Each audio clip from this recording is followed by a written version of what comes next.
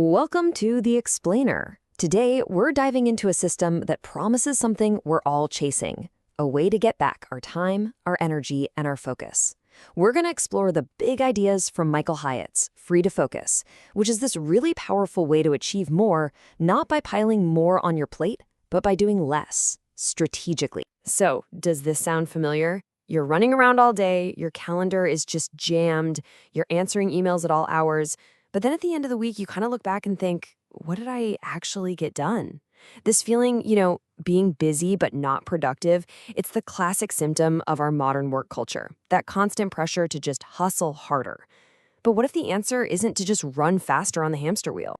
And this quote, it just gets right to the very heart of this whole philosophy. It totally redefines the goal. See, productivity isn't about how many things you cross off a to-do list. It's about how much freedom you gain. It's about creating that time and space for the things that really give your life meaning, whether that's being with your family, focusing on your health, or finally starting that passion project. Okay, so here's the map for our journey in this explainer. First, we'll redefine what success even means. Then we'll break down the really practical three-step framework to get there. We're going to look at the Freedom Compass, which is a tool to help you sort through your tasks. Then we'll learn how to design your week with purpose.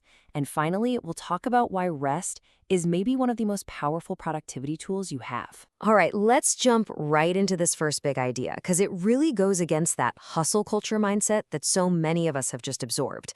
We've been told that success means being constantly on, but this system, it argues for the exact opposite. So the real way to measure your productivity isn't how many hours you clock in, but how much margin you have.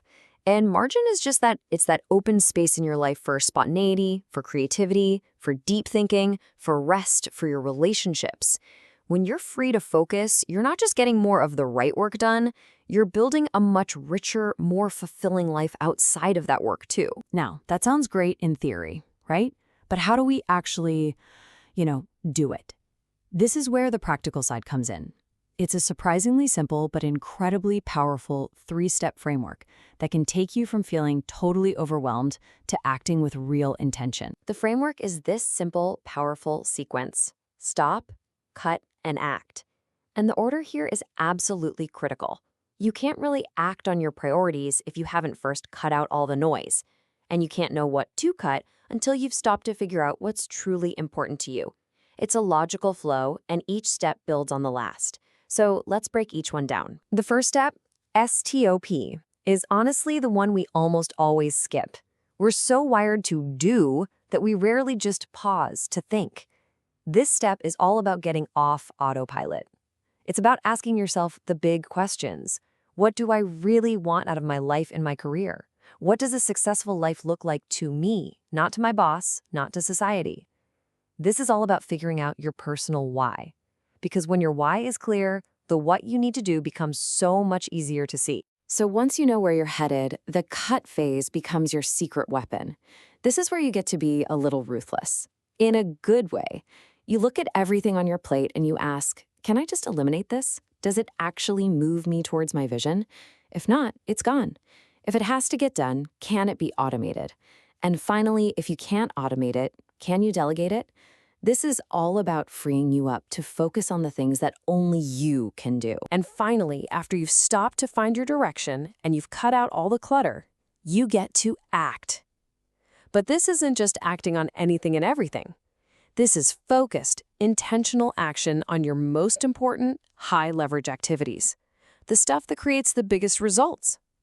This is where you organize your time and your energy to make sure those priorities get the star treatment they deserve. We'll talk more about how in just a bit. All right, just gonna pause here for a quick second. If you're finding this guide to getting your focus back is helpful, do me a favor and take a moment to hit that like button and subscribe. That way, you won't miss our future explainers where we break down more powerful ideas just like this one. Okay, let's get back to the tools. Now for the main tool that helps you make all those tough decisions, especially back in that cut phase. It's called the Freedom Compass, and it's a total game changer for how you look at your work. This really simple tool helps you map out your entire workload based on just two things: how much passion you have for a task and how good you are at it. It's not just about what you have to do, it's about how that work lines up with your natural skills and energy. So this matrix here gives you 4 different zones for all your work. First, down here, you've got the drudgery zone. Low passion, low skill. The goal here? Eliminate or delegate these tasks as fast as you can. Next is the disinterest zone. You're good at it, but you just can't stand it. These are perfect things to delegate or automate. Then there's the sneaky distraction zone. You love doing this stuff, but honestly, you're not that great at it. You gotta limit these. And finally, the holy grail, the desire zone. This is where high passion meets high skill.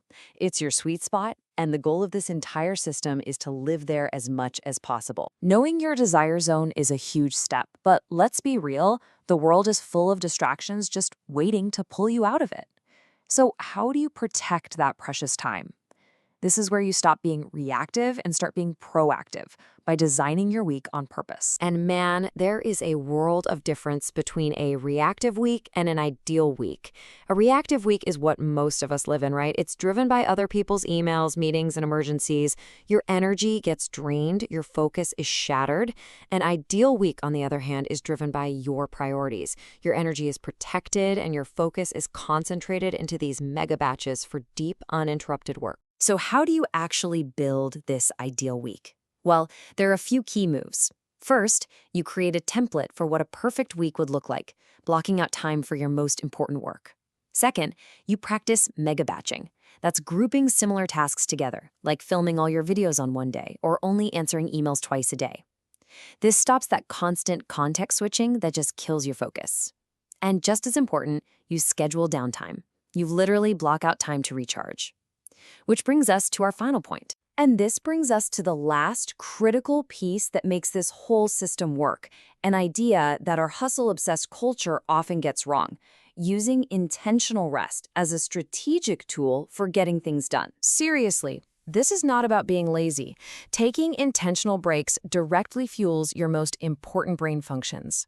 When you actually detach, go for a walk, work on a hobby, or just unplug for an evening, you are actively recharging the batteries you need for creativity, for sharp decision-making, and maybe most importantly, for preventing the burnout that just destroys long-term productivity. So, if there's one big takeaway from this entire explainer, it's this powerful reframing. It's a shift from a quantity game, how much can I do, to a quality game, how well can I do the things that actually matter. It's about working with purpose and intention, which leads to a way more effective and, let's be honest, a much more enjoyable life. To make this real and put it into practice, I want to leave you with a question to think about. Look at your own schedule, your own to-do list. Based on everything we've talked about, what's one thing, just one, that you can cut from your life this week to make more room for something in your desire zone? Hey, if this explainer helped you think a little differently about your own productivity, please consider sharing it with someone else who might get something out of it.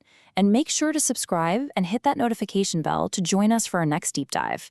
We'd love to see your answer to that last question down in the comments below. Thank you for listening.